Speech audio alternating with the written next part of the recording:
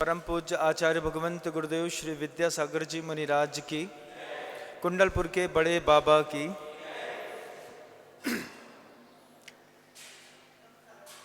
दो 2004 में जब हम लोगों की दीक्षा, मुनि दीक्षा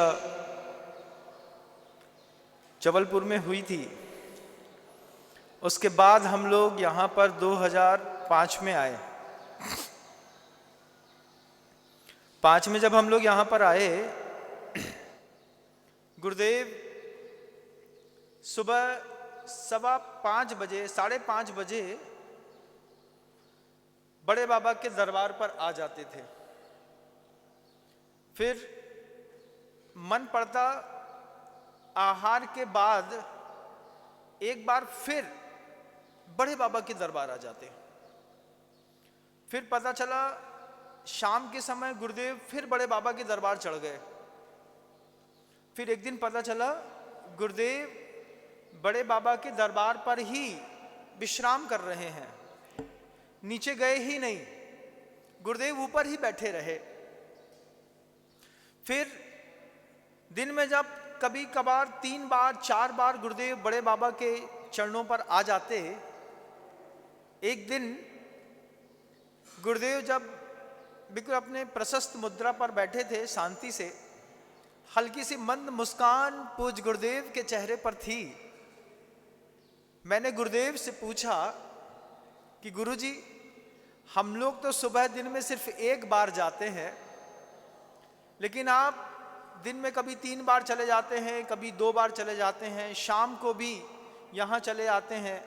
आपने तो कल तो रात भी वहीं गुजारी, तो ऐसा बार बार जा करके आपको अच्छा लगता होगा। ऐसा हंस करके बोले। आचार्य जी समझ रहे थे कि ये डर भी रहे हैं और पूछ भी रहे हैं, लेकिन गुरुदेव ने हम लोगों को निर्भीक करते हुए कहा। मैंने तो पहली बार समझा कि गुरुदेव का क्या गजब का विज्ञान था। गुरुदेव ने पहली बार कहा कि डॉक्टर की जो दवाई की पर्ची होती है, उसमें दवाइयों के खाने का समय लिखा होता है। पर्ची लिख दी, पर्ची में लिखा रहता है ओडी। ओडी मतलब दिन में 1 बार, फिर उसके बाद बीडी दिन में 2 बार, टीडीएस दिन में 3 बार, 2डीएस दिन में 4 बार, एसी खाने से पहले, फिर उसका पीसी खाने के बाद, ओएन ऑन द मॉर्निंग, ओएन एच नाइट, एसओएस जब अगर जरूरत पड़े तब।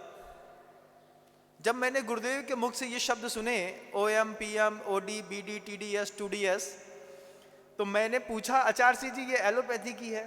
बोले हाँ, वही तो मैं कह रहा हूँ कि जब डॉक्टर पर्ची लिखता है दवाई की, तो उसमें संकेत लिख देता है कि ओडी दिन में 1 बार, बीडी दिन में 2 बार, टीडीएस दिन में 3 बार, 2डीएस दिन में 4 बार, एसी खाने से पहले, बीसी पीसी खाने के बाद, फिर ओएम ऑन द मॉर्निंग, ओएन एच नाइट, उसके बाद एक और लिख देता है शब्द एसओएस। अगर जरूरत पड़े तो कभी भी ये दवा ली जा सकती है। जैसे डॉक्टर पर्चे पर दवाई के साथ इतने संकेत लिखता है, ऐसे ही बड़े बाबा मेरे जीवन की दवा हैं। कभी मैं उन्हें खाने से पहले लेता हूँ, कभी मैं उन्हें खाने के बाद लेता हूँ, कभी जब मर्जी पड़ती है तब लेता हूँ, कभी दिन में लेता हूँ, कभी रात में लेता हूँ, कभी दिन में 3 बार लेता हूँ, कभी 2 बार लेता हूँ, कभी 4 बार लेता हूँ। लेकिन जब तक मुझे संतुष्टि नहीं मिलती, तब तक मैं बड़े बाबा के पास जाता हूँ, उतरता हूँ, चढ़ता हूँ, उतरता हूँ, और इसी में मुझे अच्छा और सुख लगता है। गर्मी के दिनों पर एक दिन में 1 बार ऊपर सुबह सुबह चढ़ना भी जेठ की गर्मी में भारी पड़ता था। तब गुरुदेव 4 बार मंदिर आते थे, बड़े बाबा के दर्शन करते, यहीं बैठ जाते। तब अंदर से ये बात उठती थी, ऐसा लगता था कि गुरुदेव बड़े बाबा की भक्ति कैसी गजब की करते हैं। शाम को जब मुझे याद है गुरुदेव 2005 में गर्मी में यहाँ पर आकर के बैठ गए, छोटा सा मंदिर था, बाहर ही उनका पाटा लगा दिया, रात भर गुरुदेव वहीं पर बैठे रहे, सोए भी नहीं, लेटे भी नहीं, बड़े बाबा सामने से दिखते रहे, पीछे 3-4 साधु और आकर के बैठ गए कि गुरुदेव ऊपर आए हैं तो हम भी यहीं पर रहेंगे। पूरी रात गुरुदेव पुराने मंदिर पर बैठ करके कुछ चिंतन करते रहे। फिर सुबह सुबह उठ करके गुरुदेव ने क्षेत्र कमेटी को कुछ और संकेत दिए। उन संकेतों के अनुसार जब इसमें और परिवर्तन दिखाई दिया, पहले तो मंदिर का आकार थोड़ा सा पीछे तरफ था और पीछे किया। फिर जब नीचे जाकर के बड़े महाराज श्री निरपेक्ष मण मुनि श्री अभय सागर जी महाराज जी से पूछा कि आचार्य सिंह जी इतना सब कैसे बता देते हैं, तो अभय सागर जी महाराज जी बहुत बड़ी बात कहते हैं कि महापुरुष जब कभी भी धरती पर आते हैं वो रहने, जीने और खाने के लिए नहीं आते। हम काहे के लिए इस धरती पर आए हैं?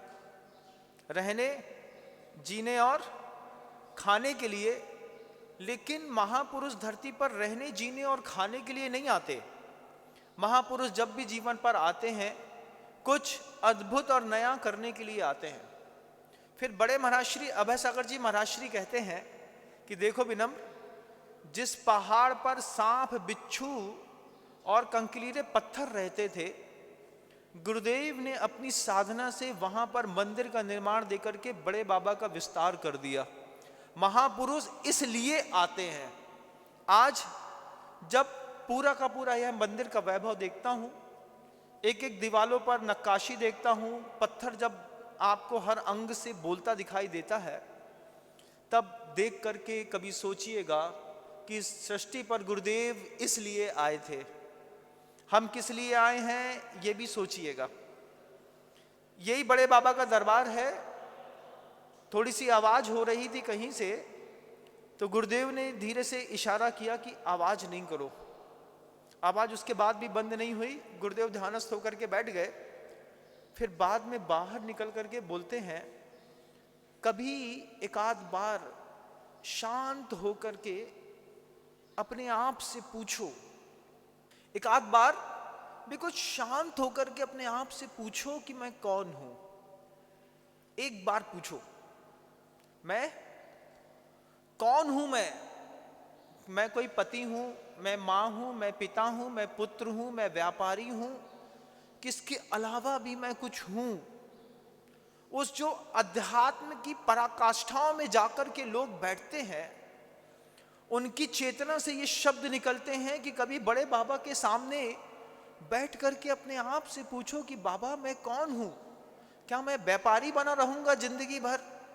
क्या मैं जिंदगी भर बच्चा बना रहूंगा? क्या मैं जिंदगी भर स्त्री बनी रहूंगी? क्या मैं जिंदगी भर काम करने वाली बाई बनी रहूंगी? मैं क्या बना रहूंगा?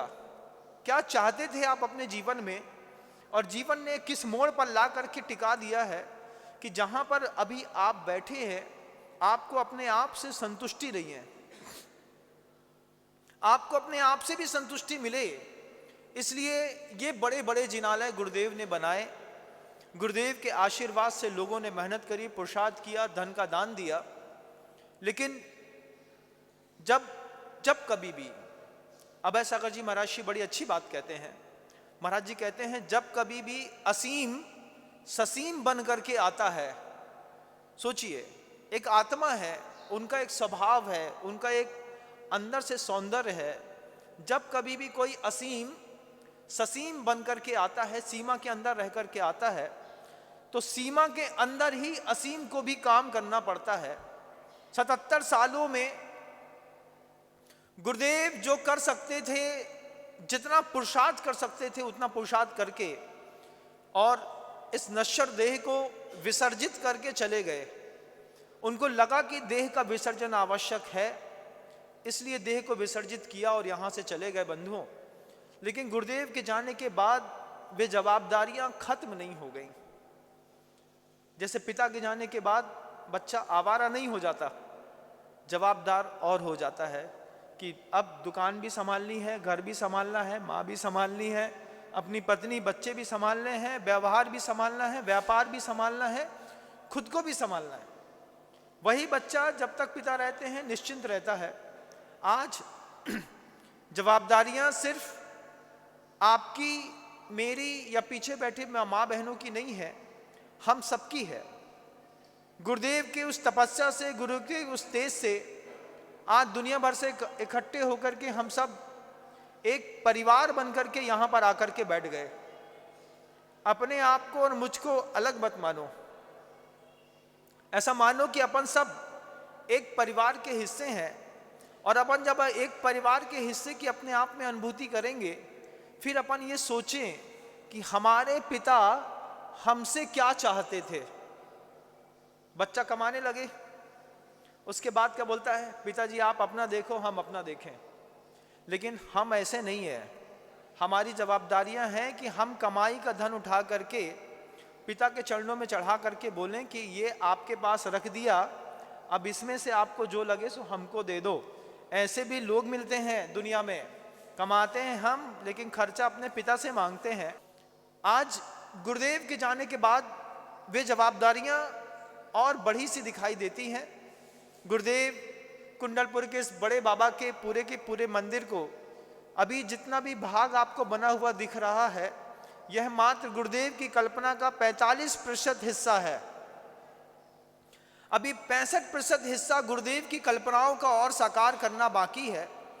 पीछे का जो आप परिकर देख रहे हैं, ये पूरा का पूरा परिकर गुरुदेव की भावना थी कि इसमें शीशम की लकड़ी लगा करके उसके ऊपर सोने और चांदी का वर्क करके, पूरा काम करके, कारीगरी करके इस बड़े बाबा का पीछे का परिकर एक बहुत सुव्यवस्थित रूप से पूरे जनमानस के सामने आए। आज आप देखिए पूरे भारत में हर आदमी अपने अपने मंदिरों के निर्माण संरक्षण में लगा है। राम मंदिर के लिए तो कितनी जंग लड़ी है लोगों ने। हमने कुंडलपुर के बड़े बाबा के लिए इतनी बड़ी तो नहीं, लेकिन जरूर जिंदगी के 15 साल जंग में बर्बाद किए हैं। जो काम 2008 में हो जाना चाहिए था, वो काम 2021 पे हो पाया बंधुओं। लेकिन आज भी गुरुदेव की कल्पनाओं का सिर्फ 45% स्ट्रक्चर तैयार है। स्ट्रक्चर तैयार करने के बाद फिनिशिंग में ज़्यादा पैसा लगता है कि स्ट्रक्चर खड़ा करने में? क्या बोलते हैं? जब हम फिनिश करते हैं, इंटीरियर डेकोरेशन करते हैं, तब जाकर के लगता है कि महाराज दीवारें खड़ी करना तो सरल था, लेकिन अंदर के स्ट्रक्चर को डेवलप करने में बाहर के स्ट्रक्चर से 3 गुना पैसा लगता है। ये स्ट्रक्चर को फिनिश करके तैयार करने में आज चूंकि आप सब लोग, मैं ऐसा मानता हूं कि आप सभी लोग गुरुदेव के परिवार का हिस्सा हैं। आप गुरुदेव के परिवार का हिस्सा अपने आप को मानते हैं कि नहीं मानते? मानते हैं ना? गुरुदेव के जाने का दर्द किसको नहीं है? जिसको दर्द है वो गुरुदेव के परिवार का हिस्सा है।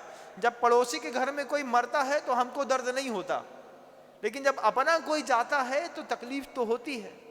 अगर आपको तकलीफ है तो फिर ये बात पक्की है कि अपन सब एक ही परिवार के, एक ही जीवन जीने वाले, एक ही विचारधारा के, एक ही दर्द को सहने वाले लोग हैं। हम सब की आज जवाबदारियां हैं। गुरुदेव की वो जो कल्पना थी, हम क्या सोचते हैं ये तो अलग बात है, लेकिन गुरुदेव की क्या कल्पना थी, उस कल्पना को साकार करने में अभी और भी बहुत सारी ऊर्जा की, बहुत सारे धन की आवश्यकता है। दूर दूर तक जो लोग मेरी बात को सुन रहे हैं, मैं उन सबको कहना चाहता हूं कि बड़े बाबा जी का मस्तकाभिषेक सुबह 7:30 बजे से 9:30 बजे के बीच 2 घंटों के बीच में ही होता है। 7:30 से 9:30 के बीच में अगर आप होली के दिनों में भी आना चाह रहे हैं तो अपनी भूमिका बना करके आइएगा कि 7:30 से 9:30 के बीच में आपको हर हाल में धोती दुपट्टा पहन करके बड़े बाबा के दरबार तक पहुंच जाना है। ये बात निश्चित करें। पहले टाइम पीरियड 10 साढ़े 10 तक था, लेकिन अब 9:30 बजे बड़े बाबा का अभिषेक हर हाल में खत्म हो जाता है।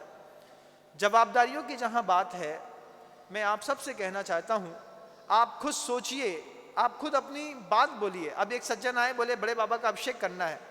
उन्होंने कुछ बात कही, मैंने कहा कुछ अच्छा सोचो। आप भी कुछ अच्छा सोचो, नहीं तो मैं आपके लिए मैं अच्छा सोचता हूं। महाराज आप ही अच्छा सोच दीजिए। हमारा ऐसा भाव है, मैंने हमेशा बड़े बाबा के चरणों को छू करके, सोच करके, विचार करके, छोटे बाबा को याद करके, जिसको देख करके जो कहा है उसने वो किया है, मुझे बहुत अच्छे से पता है। मात्र 150 ग्राम चांदी, कितनी कितनी चांदी?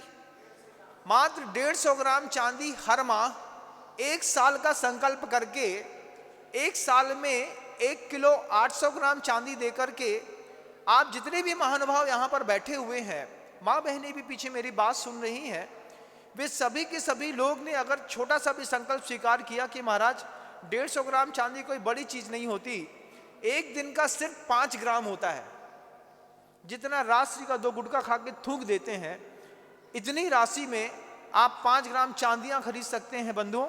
5 ग्राम चांदी एक दिन की, 150 ग्राम एक महीने की, और 1 साल धीरे धीरे करके 1 साल बाद भी देंगे तो चलेगा, लेकिन 1 किलो 800 ग्राम चांदी के संकल्प के साथ आज पुण्यार्जक परिवारों की तलाश होगी, जिनका अपने पुरुषार्थ पर इस बात का भरोसा हो कि छोटे बाबा के इस पावन पवित्र प्रकल्प पर हम अपनी इस तरीके की यज्ञ की समिधा चढ़ा सकते हैं, अपना भाव प्रस्तुत कर सकते हैं। आप में से जिन भी महानुभावों को लगे कि हम 1 साल में 1 किलो 800 ग्राम चांदी देकर के, 2 किलो चांदी देकर के इस सौभाग्य को प्राप्त कर सकते हैं, कार्यकर्ता आपके बीच में है, आप उनको नाम लिखा करके अपने सौभाग्य को वर्धन कराने का पुरुषार्थ करें। इन्हीं भावनाओं के साथ हम शांति धारा और अभिषेक करने के कार्यक्रम को आगे का आगाज देंगे।